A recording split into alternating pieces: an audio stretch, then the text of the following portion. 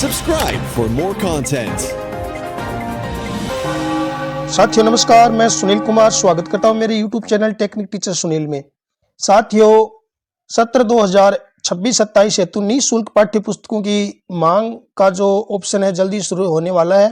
तो उसके संबंध में एक कार्यालय निदेशक माध्यमिक शिक्षा राजस्थान बीकानेर ने आदेश जारी किए हैं और उसमें कुछ महत्वपूर्ण निर्देश दिए हैं। उन निर्देशों की जानकारी मैं आप लोगों को देना चाहूँगा। तो यहाँ जो विषय दिया गया है वो है शैक्षिक सत्र 2026-27 में निःशुल्क पाठ्य पुस्तकों की मांग के संबंध में शाला दर्पण पोर्टल पर आवश्यक प्रविष्टि करने बाबत।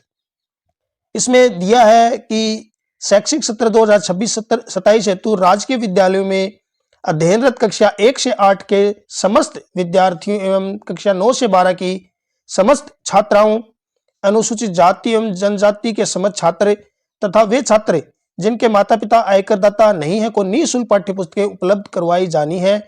इस संबंध में अग्रांकित बिंदुओं की पालना सुनिश्चित की जाए। तो यहाँ पे बहुत ही महत्वपूर्ण निर्देश आप लोगों को मैं बताऊंगा।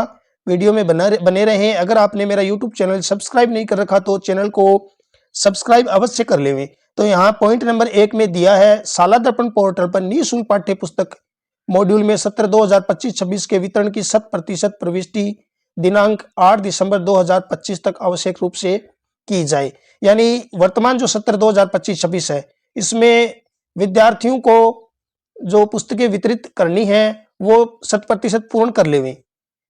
और पॉइंट नंबर 2, कक्षा 1 से 3 तक एवं कक्षा 7 में सभी विद्यार्थियों को 100% नई पुस्तकें, पाठ्य पुस्तकें तथा कक्षा 4 से 6 एवं कक्षा 8 से 12 तक के समस्त विद्यार्थियों को 50% पुरानी एवं शेष नई निःशुल्क पाठ्य पुस्तकें उपलब्ध करवाई जाएगी। तो यहाँ पे ये बिंदु जो है वो बहुत ही महत्वपूर्ण। कक्षा 1 से 3 और कक्षा 7 इनके लिए सारी जो नई पुस्तकें उपलब्ध करवाई जानी है और कक्षा 4 से 6 एवं 8 से 12 के लिए 50% पुस्तकें हम विद्यार्थियों से वापस लेंगे, बाकी 50% नई उपलब्ध करवाई जाएंगी। शैक्षिक सत्र 2026-27 में राजस्थान राज्य पाठ्य पुस्तक मंडल द्वारा निःशुल्क पाठ्य पुस्तकें सीधे ही पीओ शहरी नोडल तक पहुंचाई जाएंगी। अतः नोडल व्यवस्था उक्तानुसार रहेगी।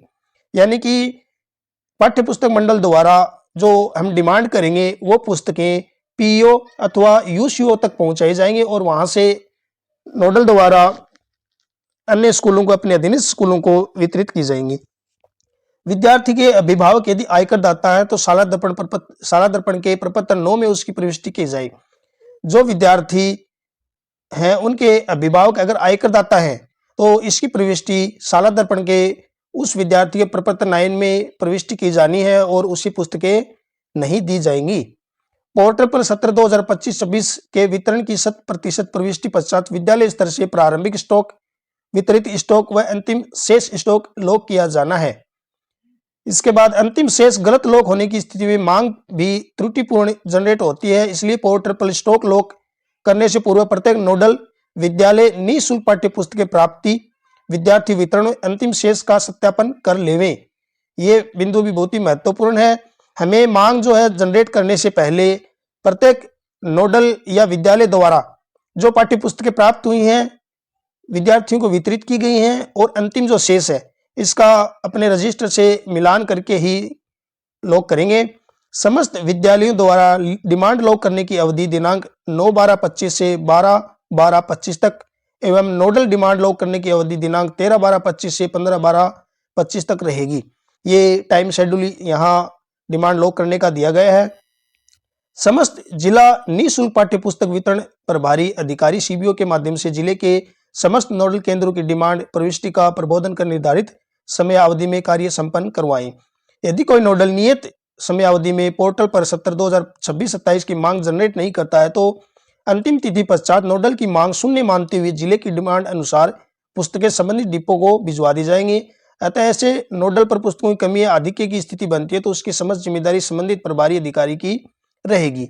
शैक्षणिक सत्र 2026-27 में शाला दर्पण पोर्टल के निःशुल्क पाठ्य पुस्तक मॉड्यूल में निम्न बिंदुओं को ध्यान में रखकर प्रविष्टि की जाए। कक्षा 2 से 10 तक एवं कक्षा 12 की निःशुल्क पाठ्य पुस्तकों की मांग जो गत वर्ष की भांति पिछले कक्षा के नामांकन के आधार पर अगली कक्षा की मांग का निर्धारण किया जाएगा। यहाँ एक उदाहरण भी दिया है उदाहरणार्थ यदि शैक्षणिक सत्र 2025-26 यानी वर्तमान सत्र में कक्षा 4 का नामांकन 120 है, तो आगामी शैक्षिक सत्र 2026-27 में ये नामांकन जो कक्षा 5 के लिए मानते हुए इनकी मांग 120 जनरेट होगी तथा कक्षा 1 और 11 की मांग का निर्धारण उसी कक्षा के वर्तमान नामांकन को आधार मानकर किया जाएगा। तो इस बिंदु पे थोड़ा आप गौर कर लेवें। पीओ शहरी नोडल या यूसीओ स्तर पर समस्त नोडल की समेकित मांग में 10% वृद्धि करते हुए लोक का विकल्प उपलब्ध रहेगा। नोडल पर अतिरिक्त 10% जो स्टॉक वृद्धि होगी वो आगामी सत्र में नामांकन वृद्धि वाले विद्यालयों के नामांकन अनुसार वितरण के लिए उपयोग किया जाना है।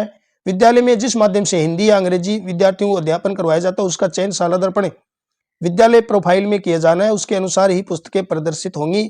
यदि विद्यालय में एक से अधिक माध्यम के विद्यार्थी अध्ययनरत है तो इसका अंदाज विद्यार्थी विस्तृत विवरण प्रपत्र 9 में किया जाना है, उसके अनुसार ही नामांकन प्रदर्शित होगा। यानी विद्यालय जिस माध्यम का हिंदी है, अंग्रेजी है, तो इसका जो चयन है वो विद्यालय सालादर्पण विद्यालय प्रोफाइल में किया जाना है।